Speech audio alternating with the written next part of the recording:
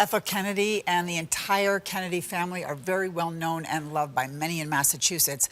They own several homes on the Cape called the Kennedy compound. Some of the neighbors there are now reflecting on what the Kennedy matriarch meant to their community. 7's Jonathan Hall live in Hyannis with that part of our coverage.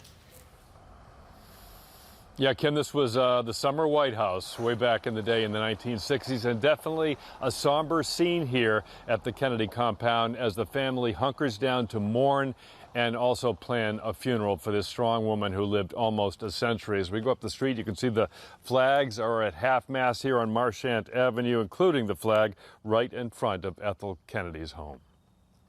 Here in Hyannisport, where the Kennedys have summered since the 1920s, Barnstable police have set up a roadblock to keep people from approaching the home where Ethel Kennedy lived at the family compound since 1961.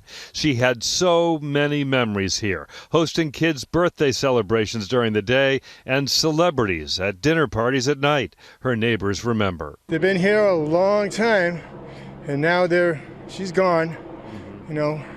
Been to the house a few times, but it's too bad. I think she'll be greatly missed. Gone at age 96 after dying from complications of a stroke she suffered in her sleep a week ago, Ethel Kennedy's remarkable life and amazing accomplishments through her work at the Robert F. Kennedy Human Rights Foundation will be long remembered.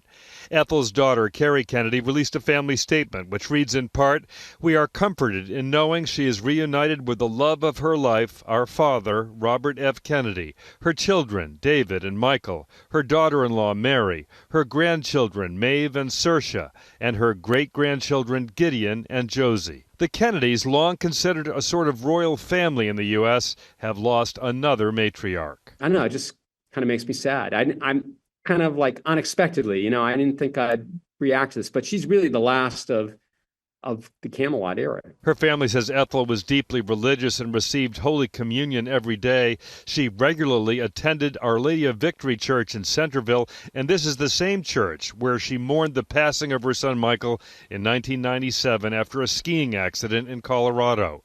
David died 13 years earlier of a drug overdose. She was essential to her husband Robert Kennedy's political career. Because, Robert Kennedy, his nickname was Ruthless Bobby, and he was kind of a hard-edged guy, but she kind of put a human face on him. BU professor Tom Whalen says Ethel had a vivacious spirit, one which will certainly be missed by her family as they mourn her death. The Kennedys have long looked to the sea for solace in times of sorrow, and so here is Ethel's son Maxwell, the 9th of her 11 kids, aboard the family's sailboat Glide today after the news broke. He got some support, and it seemed everyone was clearly emotional. Thanks for being here. And Ethel's daughter Rory joined her older brother. Ethel leaves behind 67 kids, grandkids, and great-grandkids. Quite the legacy. We're live in Hyannisport. Jonathan Hall, 7 News.